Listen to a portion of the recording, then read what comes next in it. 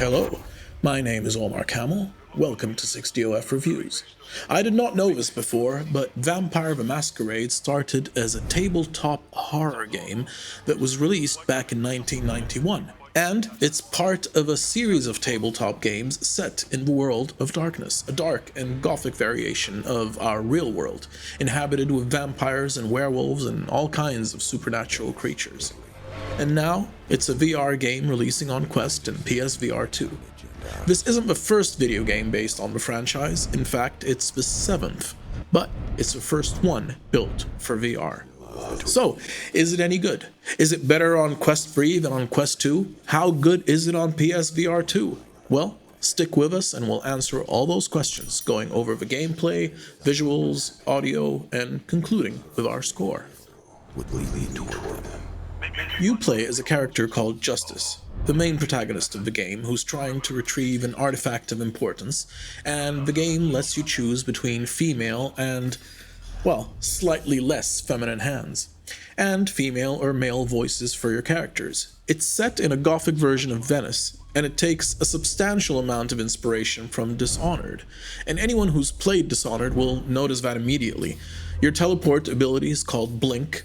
You can pull off blink attacks, and you have a fairly good skill tree to fill out as you progress through the game.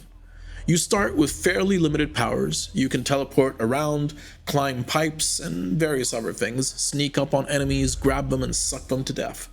Soon, you're given a wrist-mounted crossbow, for which you start acquiring various types of bolts. You can play Vampire as a stealth game and are encouraged to do so. The bad guys have guns and rifles, you do not, and it only takes a few shots to take you from undead to dead as a doorknob. However, as you acquire more and more skills, you can also start becoming more aggressive, since it costs less to perform deadlier actions.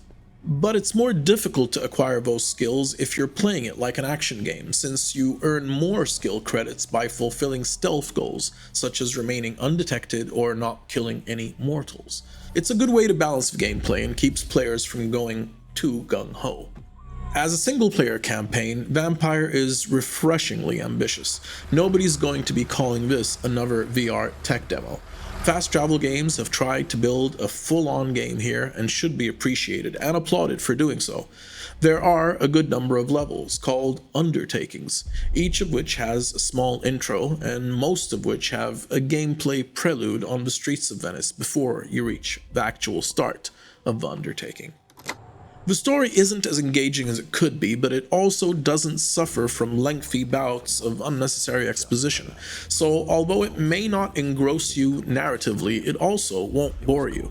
It's a decent enough story, but since it's adapting the first game in a set of several tabletop games, it doesn't feel very conclusive. In fact, by the end, it very much feels like it's setting up a sequel. That's not a bad thing at all. A series of Dishonored-type VR games with vampires? Hey, sign me up.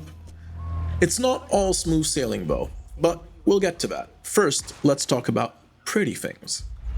The first thing you'll notice when you start up Vampire is that its nighttime Venetian environments are stunning, no matter which platform you play on, and I've been to Venice. It's quite beautiful, but what they don't tell you is that it's dank. That's what happens when you have so much water around all the time, but I digress. Built with Unreal, Vampire is beautiful. And you'll be looking around you all the time, taking in the scenery and thinking, damn, this game's a looker. The same, understandably, doesn't quite apply to the NPCs. They are more stylized, and to a certain degree, their low polygonal count somewhat contrasts with the environment. A weaker point, perhaps, is that all the characters are keyframe animated rather than motion captured, so their body language and gestures feel stiff and clumsy, somewhat destroying the illusion that you're talking to another character.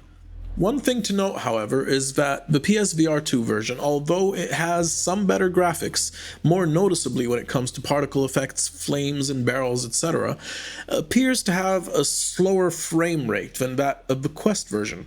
It simply doesn't play as smoothly and seems to chug as you move through the streets. It's very odd considering how much more powerful the PS5 is compared to either Quest. Reprojection issues? Perhaps. So if you have the choice, I'd actually recommend you play it on Quest, unless fast travel games release some kind of patch that makes it smoother on PSVR 2. But let's move on to the audio. The first thing you'll notice about Vampire's audio is the wonderful violin soundtrack by composer and violinist Jeff Ball. You may not recognize his name, but if you've played Gears of War 3, Devil May Cry 5, among many others, then you've heard his work already. His work on Vampire is possibly the best soundtrack work I've heard in a VR game. It's absolutely suited to the game's setting and perfectly complements the pre-dawn environments in which you roam as you silently hunt down or stealthily avoid the bad guys. The voice acting for the main characters is convincing, whether you're playing as a male voiced by Zach Hoffman or as a female voiced by Diana Gardner. Both do a great job, and they sound appropriately grave, lifting the main character's drama. The sound effects, perhaps, are the weakest part of the audio.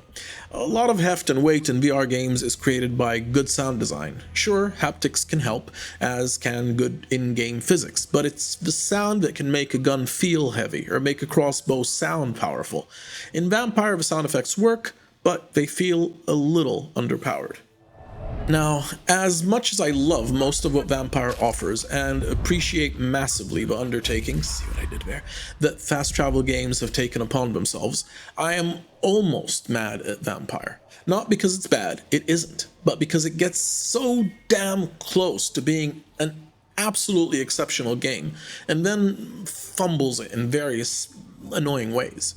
The mechanics and general polish are often clunky. Vampire tries to simulate the Half-Life Alyx style of remote grabbing objects, but its curve is too slow, meaning you might have moved your hand from where an object is going when you pulled it, so it overshoots your hand, then it corrects itself by snapping back into your hand.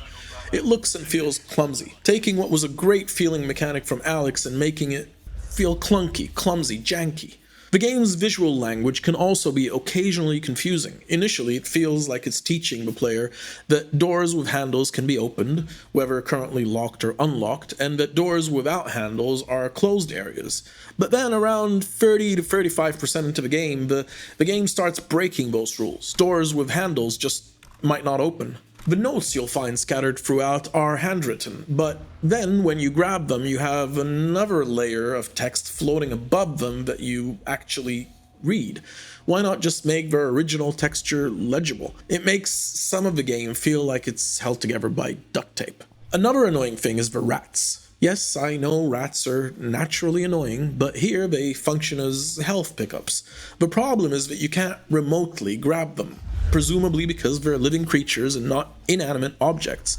But I would just have made the distinction between large and small things and let the player pick up a damn rat while he's walking and contemplating silent assassinations, instead of having to chase rats, stoop, pick up rats. It slows down what could have been a far more fluid and empowering experience. Why can't I just grab a rat while I'm walking and dig into its belly while I'm contemplating my next kill? That would feel a lot more like I'm a deadly creature of the night. The teleportation, whether to go to a ledge or to attack an enemy, is twitchy. Sure, nobody's hand is perfectly steady, but the game doesn't compensate for this, meaning that rather than aim and go, aim and attack, you're often carefully readjusting your aim. It slows things down and it makes you feel clumsy, destroying the illusion of a smooth, stealthy killer flowing and teleporting around the levels, taking out enemies.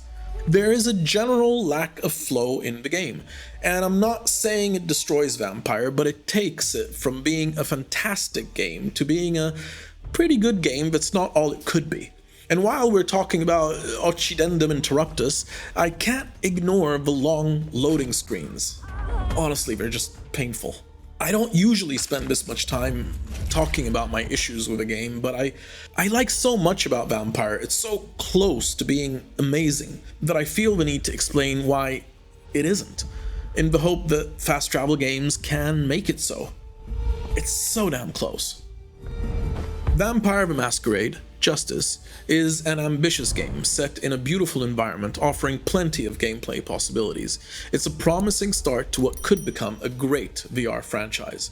But what could have been a sublime experience is hampered by poorly executed mechanics, long loading screens, and, at launch, a few bugs that could frustratingly waste your time. Overall, 7.5. Close.